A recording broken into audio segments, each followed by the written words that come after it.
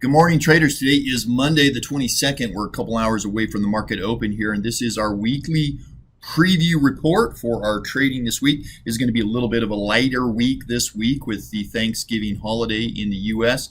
Markets will be closed on Thursday, and we'll have an early close, 1 p.m. Eastern time on Friday. And so because of that, it's going to alter our trading plans just slightly this week. It shouldn't impact too much our potential, but it will alter how we do our zero DTE trades, and we're going to actually put in a 1 day to expiration trade here as well. So let's go through our open positions very quickly here, and then we will get into the weekly plan.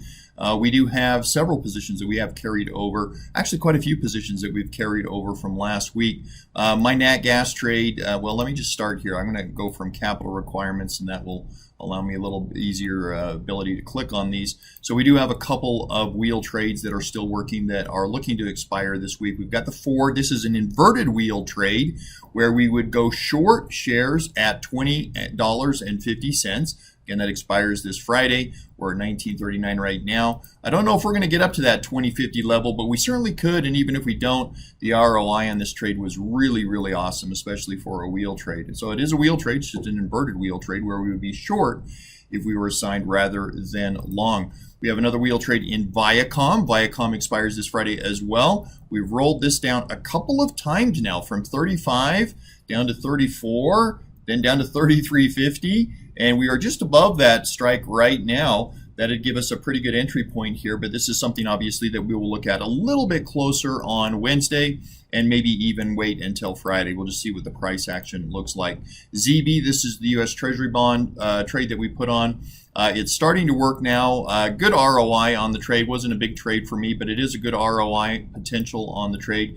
Looks pretty solid right now. No action needed there. We've got our crash protection in the back ratio put spread on IWM. And again, this is something that we'll probably be visiting, I would think, after the first of the year is when I would anticipate taking a look at that and really seeing if it still makes sense to hold or not, that insurance in our portfolio. Wheat, ZW, is pushing for the first time. It's actually pushing above our short strike on the calls.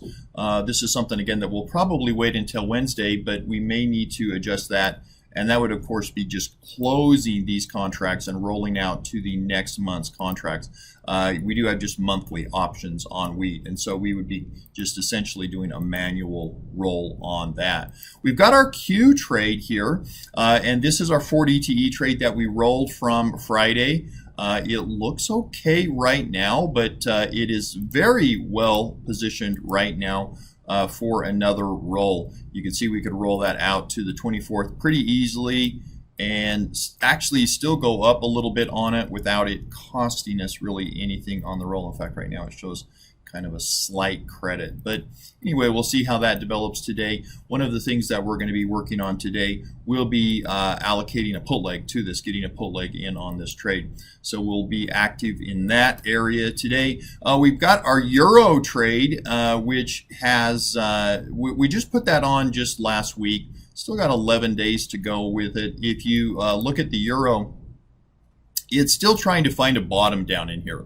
So we're still hunting for a bottom there on that trade. But if you look at it in the curve, this is basically a cash secured put trade. This is a wheel trade as well. It's just with the Euro futures contract. It'd be nice to get assigned down here, I think, and go long on that. That would give us some really nice income potential. Again, it's just monthly contracts here, but if you take a look at this and say, well, let's cash flow this for, let's say that we get assigned down here at our price and we sell an at the money call option for the next month. You can see that bringing about $1,400 of income for a 1 month period of time. $1,400 of income on about a $2,300 investment. So I don't know if we're going to get down there and get assigned on the Euro position either, but either way, the cash flow on it looks really good from that potential standpoint. Our Crocs trade, we're trying to work our Crocs trade into an overall profit position. I need to get my extrinsic value here down below $900, and that would put my overall trade on Crocs into the profit zone. We're bringing in about 17 bucks a day of theta on this, And Crocs right now looking like about 176, 177, somewhere in that range. It's still within the range here of our Iron Condor. Just need to let a few more days go by. I've expressed this already, that I would love to be able to get out of this much earlier than the 25 days. And if anything, it can get me into the profit zone. If I can get that extrinsic value down to, say, $800, I would probably pull the plug on that trade, book the profit, and move on.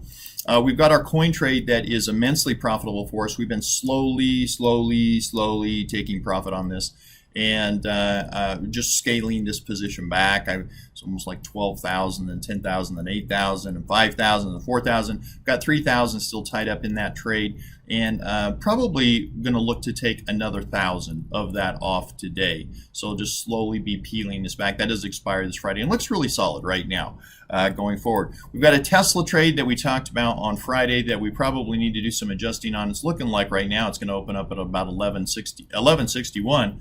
And our short strike is 1140. So we'll just roll that out and adjust that today as well. We do have our yen trade going on. We were kind of excited there for a little bit. We thought that maybe we would get down in here on the yen trade, and that maybe we would get assigned on this as well with a sort of cash secured put. And it is very much like the euro trade. If we were to get assigned on that, again, it has monthly options. So if we went out to the next month's expiration, and you can see with that little dot right there where the current price is, if we sold an at the money call against that, basically just turned it into a covered call, that would bring in almost $1,000 in income, almost $1,000. And I've got about $2,000 per contract tied up in that. So if I did I've got 3 contracts here going on. If I sold 3 of those to be fully covered in that position, it'd be about $2,800 in income. So again, $2,800 in income for a 1-month period of time for a $6,300 investment. That's a pretty darn good cash flow potential. Again, I don't know if we're going to get down there and get assigned. Right now, it's basically, we are looking at this as a super wheel trade, where you can see it's basically just a credit strangle. We're not quite in the middle of this, but we're pretty darn well centered right now, and the income potential on this was massive as well. Again, putting up about $6,300, bringing in about $1,100 of income on the trade. So even if we don't get assigned there, it's a pretty darn good trade. Got my futures position going on. Had some questions already coming in the Discord chat room this morning on this. Again, I know that sometimes the futures positions are a little complicated to understand, but again, this is a multifaceted short position. I do have this one contract right here that is short the E-minis, so I'm short the market with this position, and that is normally a about a $12,500 position, but I've done something down here. Right here where I've gone long this call option. It cost me about $10 or $15, as you can see there was my cost on that. And for doing that, it brought my buying power. It gave me back my buying power of about $4,400. So if you think of it in terms of, hey, I just took out a $4,400 loan this week. It's good, obviously, until the end of the week, to November 26th, till Friday. I took out a $4,000 loan to trade with. They gave me $4,000 of capital for a $10 interest fee. If you think of it like a loan, that's essentially what that position right there is doing for me. This position right here is just the straight cover. It's a covered put. I'm short this, and I covered it right here at $46.75. And that brought in about $167 of income. And then I added this put spread down here as well. Those two combined, the put spread along with the cover, you can see brought in about $472 in income. I put those on last night on Sunday evening when the futures market opened up. And that gives me a shot at getting my goal every week of about $1,500 a week of income off of this. I mentioned this on Friday. Over the last 5 weeks, I've brought in almost $7,000 over the last 5 weeks on this position here from cash flow, and I was pretty close here today. Didn't quite bring in the $500 because we got 3 shots at this a week, Monday, Wednesday, and Friday. but I did bring in close to that $472. It's always a little bit less on Mondays because I am buying that long position there that lowers my buying power. We've got a Microsoft trade going on as well. Today we are going to be adding a put leg back into that also and just continue to try to work that, cash flow that. And then last but not least, I do have my 40 for 40 trade, my nat gas trade going on. That's getting down to the wire, just 2 days to go there. And so we're almost out of all of our extrinsic value there. It is obviously working in the right direction. You can see if we look at it in the curve, I'm right there sort of in the meat of everything. So that's chugging along just fine and might be getting very, very close here to just closing that out, taking that profit on that, and calling it good. You know, do you really want to risk $48,000 of profit to try to get another $2,700 of profit? Generally speaking, you'd say, well, $2,700 is a lot of money, but we're sitting on almost $48,000 of profit. So that's kind of where we're at with our current positions. Let's go through the action that we have this week. Just on a couple of notes to make on my ES position. I just made it a quick note here, bringing in about $1,500 a week on my ES position. That gives me the ability to cover about a $12.50 up move, which interestingly enough is exactly where we are right now on the E-minis. We're up $12.50. But it gives me the ability to cover about $12.50 move against me because that would equal about $500. 3 times a week, that's $37.50 or about 150 points a month. So the E-mini position, the S&P can go up about 150 points a month, and I can still break even on this short position, and that's because of the cash flow that is coming in to offset that. That's what that allows me to do. The other thing that I did want to mention as well on our Q trade, we rolled this out on Friday because we were, well, you can see we finished at 403.99 and we were at 404, so just almost in the money. And I had some questions coming in over the weekend on in our Discord chat room on this as well, and why we rolled, and some individuals that didn't roll and ended up getting taken out of their position by the risk management teams at their respective brokerage firms, Tastyworks and whatnot. And again, still a misunderstanding about that. So guys, remember that you need to own your trades. You need to understand your trades before you make them. You shouldn't be making trades if you don't fully understand them. And one of the things that you need to sort of remember, and I think this is the easiest way to do this with things that are close to being assigned, and whether or not you want to roll or adjust them, close them, or just leave them to expiration, is how are those positions managed? And the real question is, are they cash settled or are they assignable? And so when we trade the SPX, that is cash settled. We can leave that to the close if you desire and get what you get at the close. You can't do that with the SPY. You can't do that with the Qs because they're ETFs. They are actually assignable. You can't get assigned the S&P 500, but you can get assigned the SPY and you can get assigned the Qs. So they will close you out. So again, if you don't fully understand your trades, guys, make sure you just let me know in the chat room. We can chat about it before you do them, not afterwards. Okay, today is Monday. We've got a couple news items today coming on at 8 a.m. Eastern time. We've got existing home sales coming out. We've got consumer confidence numbers coming out today. The big news of the week is probably going to be Biden's announcement of the new Fed chair, or the existing Fed chair, as the case may be. Bernard or Powell is going to be probably the nominee for the position going forward. They're both very different individuals, and so I do think that that's what the market is focused on this week. We'll see over the next couple of days, as that report is supposed to be imminent coming out here, how that moves the market. Today we do have a lot of activity. We've got our 0-day to expiration trade that we're going to be looking at doing today. We've got our SPY 4 DTE trade that we're going to be reinitiating today. We booked a profit on that last week and we will be redoing that trade today. We're going to be working on our Q 4 DTE trade today. We've got to at least add a put leg to this, if not do something along the lines of rolling that call leg out once again as well. So we'll be working on our Q trade today. We're going to be reinitiating today our IWM strangle trade. That has been a trade that we've been working towards getting 1% a week, 4% a month.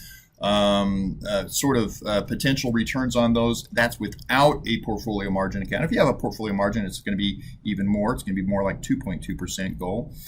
We are going to be working on our Microsoft trade today, adding some puts in there. We're going to be working on our Tesla trade. And then last but not least today, busy day, we've got ZM. We've got Zoom earnings coming out after the bell today. We'll be looking at doing an earnings trade there. And then we've got BBY. We've got Best Buy bringing out their earnings on the 23rd, tomorrow, before the bell. So those are two earnings trades that we'll be working on today.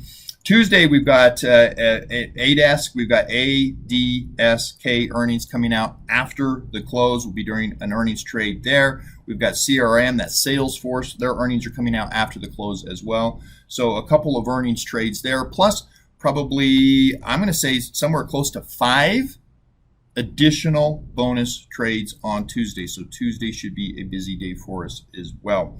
Wednesday, we've got jobless numbers, jobless claims numbers, as well as GDP estimates coming out 1 hour prior to the market open.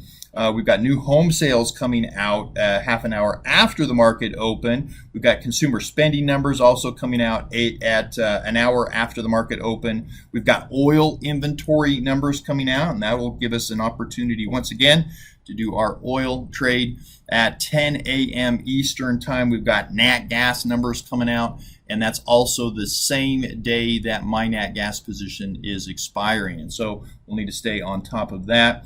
And then we do it at noon Eastern time, 2 hours before the market close, noon Eastern time, not 2 hours before the market close, but at noon Eastern time, we've got the FOMC meeting minutes coming out as well on Wednesday. So it's going to be a busy day on Wednesday as well. We'll be doing another 0 DTE trade.